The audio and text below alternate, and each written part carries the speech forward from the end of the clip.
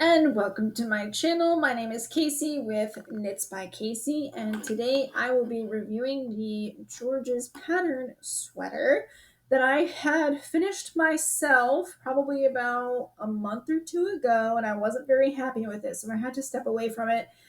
And I want to review the yarn I used, things I liked, things I didn't like, and any sort of difficulties I had with the pattern. So let's get started. Zombie cat. I used Hobie's Kid Silk yarn. It is a lace weight yarn, just like the pattern calls for, in the color Off-White. I was really inspired by her photos, so I used the same color, or similar color, different yarn brand. And I love this yarn. I'm using it for another sweater, just held double with a different type of yarn, also from Hobie, in another pattern. So we're going to see how that turns out. But I did not make gauge, and I'm really bad about that because in the past things have kind of fit, and they're not like perfect, but they still came out okay. And I really experienced why making gauge is important in this pattern. So to start off, the pattern is constructed where, which I thought was different, you knit a piece of the left shoulder, set it aside. You knit a piece of the right shoulder, and then you cast on a couple stitches, and then you kind of knit them two together to get the start of the body with your raglan stitch here, which was also my first time doing any sort of raglan increase, and I thought I was doing it wrong because it's supposed to be some sort of invisible increase, but it's just a lace weight yarn, and you are going to end up with this space, which is okay. My gauge for knitting in the round versus knitting flat in the body is much more dense, and this is what happens when you swatch. This is why you should swatch. The body fits okay, but when you swatch and block, your yarn is going to relax and expand. And depending on the fiber or the brand of the yarn, it's going to change. So let's just tie this in the back really quick. I'm really not tying the bow because that takes time and practice, and I'm not very good at it.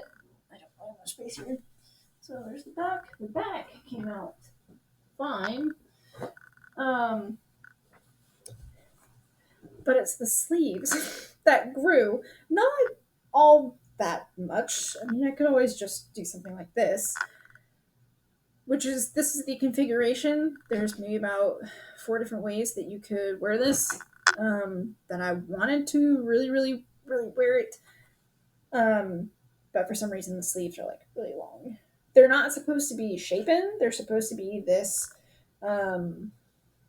loose, but they grew. Now I'm a wizard. But you can wear this in a couple different ways. I found the pattern to be challenging, and not because of technique, only because of the way the pattern was written, because it was just unclear. A lot of trial and error in the beginning, and I eventually figured it out. But I noticed that on Ravelry, the comments were frustrated. People who had purchased the pattern and said that, I bought all this yarn and I really wanted a beautiful sweater, and now I just scrapped it because I can't really follow along, which is unfortunate. So if you come across this video, I'm willing to help you because I'd be willing to make the sweater again, maybe in a different yarn. The instructions said to make the sweater in a lace weight yarn, like a mohair, held double. And what it doesn't specify is whether or not this should be double or single, the bow portion. I think she said it was an option, but I would, after doing this, I'd recommend that you make the bow in single and not double, because I find it to be very heavy, and this shape doesn't really hold up as nicely as it does in the photo. And the I-cord edging, the applied I-cord edging along the side, really messed with the tension here, and the tighter it is in this little area as you get towards the bottom of the bow, kind of makes it fold inward on itself. So if you make it too tight, kind of like I did, and I am more of a loose knitter, and I was really surprised that this happened. It does add structure, yes, but it's not flat. When you are attaching the bow to the body, make sure to pick up and knit stitches from right to left. And I mean the correct right to left, not the right to left when you're looking at it, because if you do it in the wrong direction, you're going to end up with a seam on the outside of your sweater. And I didn't realize that until it was too late. And just for symmetry purposes, I did the same thing on the other side. So there's just a seam on the outside of my sweater for both sides of the bow, and one looks better than the other. I did this one the second time. What else? I love the yarn. It does shed. I feel like that's just a property of mohair, and I think the stitch definition for Hobie's Kid Silk Mohair turned out to be fantastic.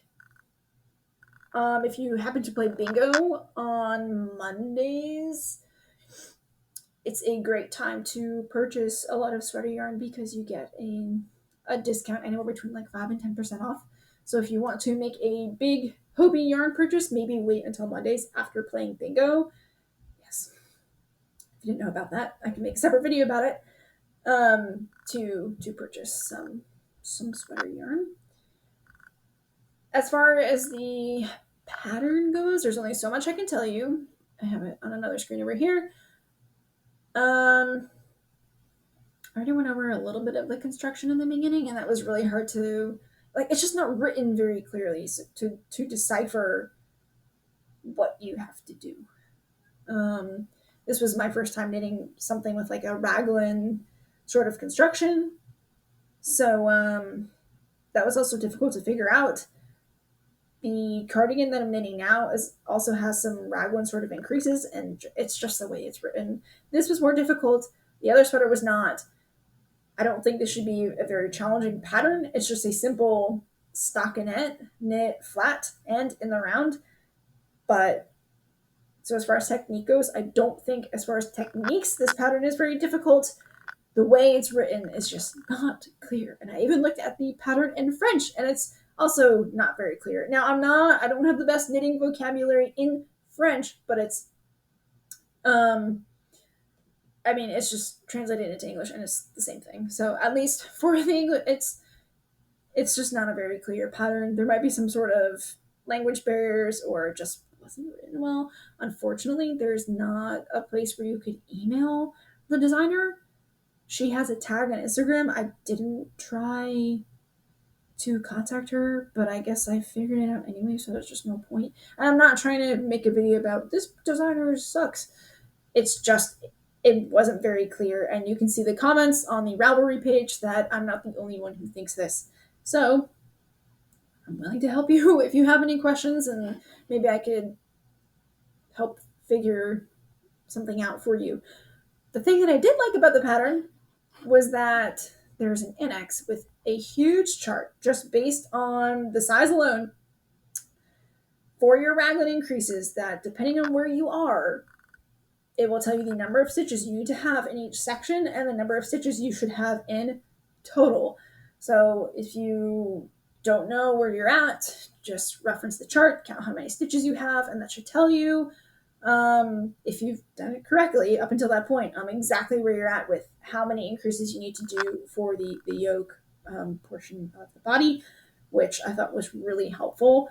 Some portions of this are definitely a TV knit. Maybe the increasing portion is not. The sleeves are very easy. You just knit in the round. I don't think there was any shaping to the sleeves. You just knit, and there might be also like a little bit of shaping towards the end, but you just knit until it's the correct length. If you meet gauge, it won't grow out of nowhere, and you'll have some nice, fuzzy, soft sleeves. And that was it. It's, in my opinion, I don't think a pattern should be difficult because it's not clear. I think a pattern should be difficult because it's a challenging skill or a new skill, not because it was poorly written or just not written very clearly. But it's July, it's hot. I haven't worn it yet. I will when it gets a little cooler. It is very light. It's mohair, sheds a little, but I can't wait to wear it, especially with like some jeans. I think it would look really cute, just like the photos that she has on her page. But if you've made it this far, thank you for watching. Thank you for subscribing. I just got an email notification that I got a subscriber, and it means that I'm reaching an audience, and hopefully, what I'm saying is worthwhile to somebody. So that just gives me more confidence to keep going, and it's why I'm excited in doing this on a weekday and not a Saturday. I don't think I have anything else about this. Well, let me scroll to the end. I don't think I have anything else. No, I don't have anything else for this pattern. You can find me on Instagram, but I don't really post very much about that. I can't remember if I said it or not, but when I started this and finished this, it took me maybe like 2 or 3 months. But I'm also not very busy right now. So it all depends on my work schedule and stuff. But yeah, this took a good 2 or 3 months.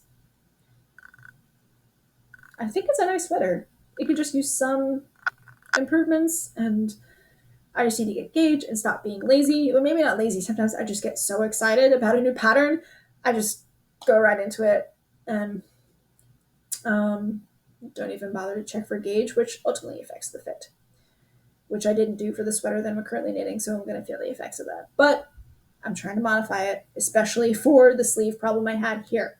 So we're going to see how that goes. I'll make a video about that another time. So thanks for watching, and I'll see you next time.